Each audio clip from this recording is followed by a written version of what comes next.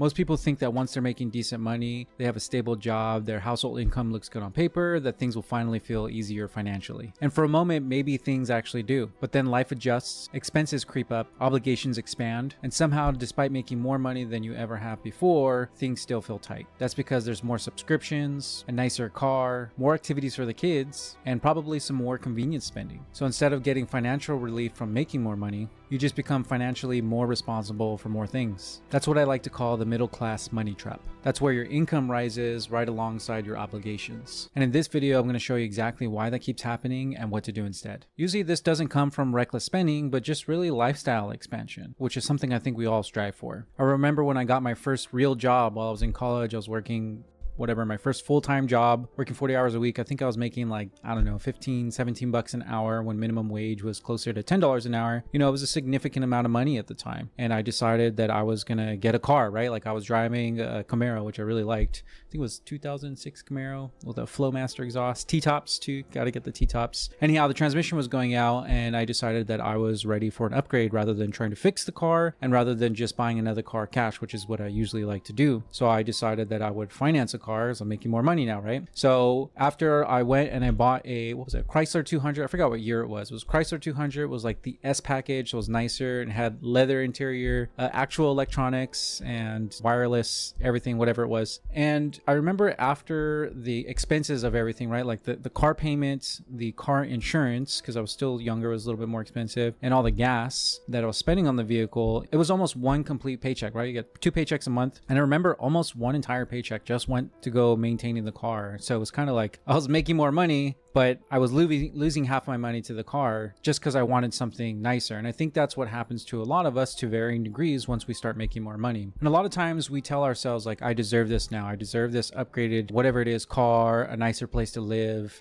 more lavish type of lifestyle. When realistically, if we do want some sort of special reward, I think I would have been personally better off just taking like an expensive vacation and just sticking with the original plan of buying a car cash. But instead, I got locked into all these payments and now I had to maintain that certain level of income, which was a little dangerous while I was starting off my career at that point, because now I couldn't select the jobs that I wanted to take, like make me take an unpaid internship to get the job I really wanted, because now I had to maintain that car payment. A lot of times this is stuff that we don't actually think about what we're buying either, right? Like it could be the convenience spending, doing something nice for the kids, or maybe it is the vacations or just more luxury items, buying the stuff that we've been wanting but haven't been able to afford previously. That's because most of us end up building our financial life reactively instead of deliberately, right? We're not intentionally spending our money or designing our life and using our finances to fuel and fund our lives. So it ends up taking control and owning our lives, right? Like we get locked into all these obligations and all of them end up stacking passively over time, right? Like you get the new car this month, maybe a couple months later, you buy something else, you lock yourself into some other long-term commitment, or you start stacking things on your credit cards that, you know, you're just swiping away that, yeah, this is a small purchase today, or maybe a slightly larger purchase, but that individual purchase may not break the bank, but over time you're building up these credit cards that you have to pay off and all of these other things that ultimately are working against you and dictating how your financial life is going. And that's because your income changes, but your mindset with money and your financial system doesn't change with it. All that to say, a lot of people aren't really trapped by low income. They're trapped by unintentional financial growth. Now, obviously, everything's more expensive, right? After 2020, everything started going up, but so did our wages too, especially here in California. Other places, probably not nearly as much. So in that case, would making more money help?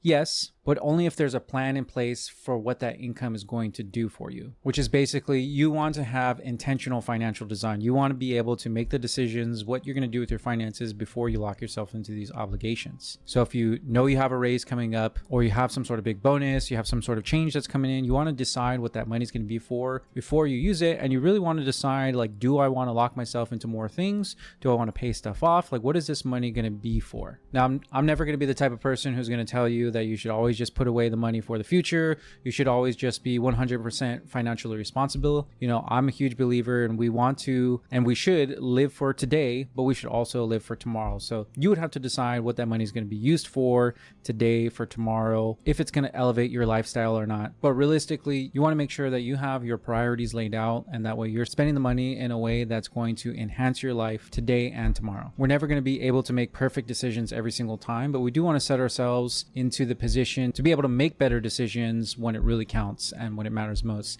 And part of that's just being aware of like what's really happening as you're doing these things. And that's because I believe that money should support your life, not constantly be creating pressure for it. Ideally, more income should create flexibility in your life. So that way it helps take away financial stress and just really is there to support you, right? Like you're either a slave to your money or you're the master of the money. So here's one thing that you can do right now. Pull up your bank statement from the last month and look at every single recurring charge that you have. Subscriptions, memberships, any automatic payments, basically anything that's hitting your account without you actively deciding that it should be hitting your account. Just identify them. You don't have to cut anything right now, but it's important to just be aware of what those things are. I actually just recently did this myself and I did make cuts. I cut almost $900 worth of monthly spending that I've been doing with a combination of recurring charges plus non-recurring charges that are recurring. What does that mean? Stuff like Uber Eats, where I'm spending it every single month and I tracked it through my bank statements for the past 3 months, where I was spending around $400 to $500 a month. So it's not a recurring charge, but it's recurring because I'm actively doing it. So I went through and I looked through all those charges and I trimmed the fat and I was able to cut out close to $900 between all of that. So who knows, you might be shocked with how much money you can find just sitting there getting charged every single month that you're not actually using. And if you want to go through that whole process with structure and accountability, that's exactly what we do inside of the free 7-day financial reset. You can find a link to the group down below in the description, and I'll walk you through that entire process along with the aligned money method, where it'll teach you how to align your money with your values so that we can start spending intentionally and avoid those lifestyle upgrade traps. And if you want to stop building a life where more income equals more stress and more obligations, I actually created a full walkthrough of what I would do if I was